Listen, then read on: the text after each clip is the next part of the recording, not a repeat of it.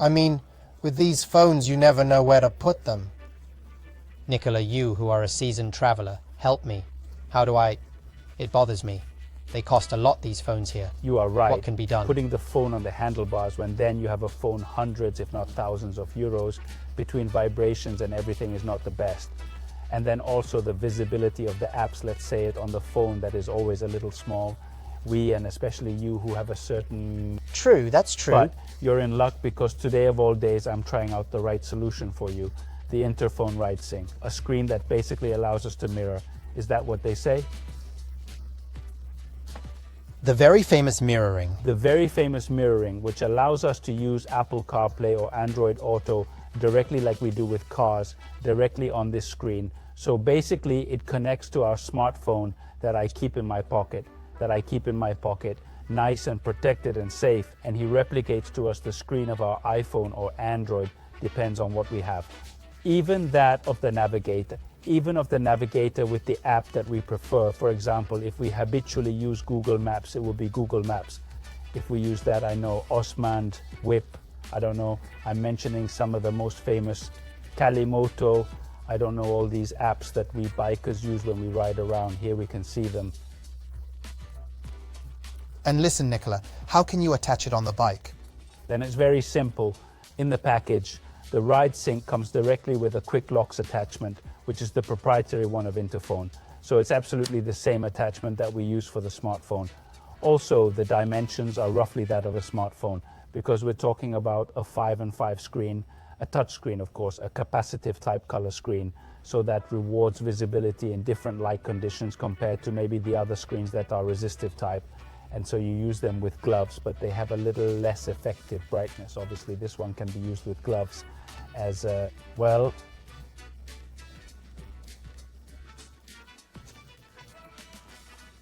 Of course. But big question, I see it here mounted on a traditional tubular handlebar. If I had a sporty one with a head plate instead? There's no problem because, of course, Interphone already has a whole range of different attachments for its quick locks in the catalog, and so you can adapt. That is what you choose from the catalog. You choose the one that best suits your bike. And how do you attach it to the bike?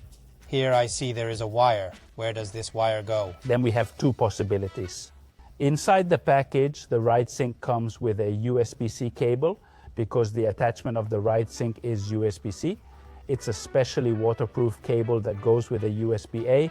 If we have the possibility of having a USB outlet within reach of the bike, in this case I don't have a USB outlet here within reach, and so I attached it again with a cable provided in the package. I attached it directly to the battery of the bike. A very easy thing because there are the clamps, just put it. It's quick. And listen, what about the messages? That since it is now a common activity to send texts, WhatsApp, voice messages, how is this handled?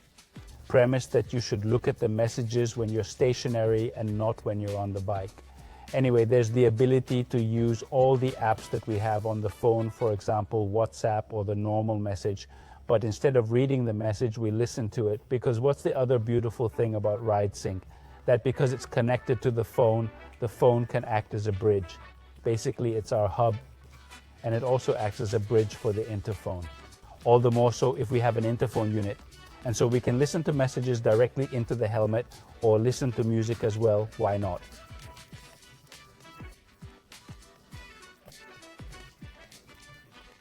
And if it rains?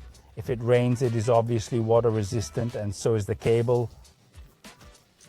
And if it snows? If it snows, you should stay home, in my opinion. However, what if there is rough sea? If there's rough sea, if there's wind, if there's all these adverse conditions, well, it's better to have a Ridesync out here than to have the €1,000 smartphone that's sure to take dust, stones, gravel. Maybe I use it to go off-road. The nice thing about it is that it's a pretty compact device because anyway, I was saying before, smartphone size in 5 inches, and the display is thin, but at the same time it's got a nice sturdy body and it only weighs 182 grams. So even once you get to your destination, what do? Press it, slide it out, and you take it away. You unplug the cable and we have it with us. Great. The price? Hey, the price, I knew it. You're always Darn attached it. to money. You are right. Well, then the price is 249 euros, so absolutely competitive if we think about the alternatives that there are, either to use your own smartphone or use maybe an old smartphone. Because let's say we also do that, to put an old phone, sacrifice it on the handlebars, or compared to a traditional navigator, we have a much lower cost. Of course, it's not a navigator that can work on its own. It doesn't have internal GPS module. It doesn't even have an internal battery. So it's not like if we disconnect it from a power source, we can use it. It's simply a screen, exactly like the one we have in the car, because now all cars have it. It's the exact same thing. Can work with Apple Carplay or Android Auto. Interesting. I'm almost convinced. Where can I buy it? Well, you can of course buy it online on the Interphone site or on specialty stores for us motorcyclists. I'd say this is it. Are we there? Is it done? No more questions? More doubts? Honestly, no? Yes, I like this little thing here. Very convenient, for example. You see there are new You have messages. new messages. There are a few unread There is also messages. Siri. And so to close, say, how do you do to disconnect? Yes, you have to press, turn a quarter, and then he comes out.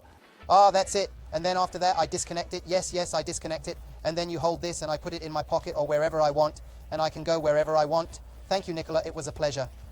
But Alberto, the Ridesync is gone. Anyway, it is a good solution for those looking for an alternative to the navigator or the use of the smartphone. Now, if you do not mind, I'm going to search for Alberto. You, in the meantime, I recommend you subscribe to the channel and activate the bell, do the usual things, visit Moto to see the listings of new and used bikes and all the news we write every day. Ciao.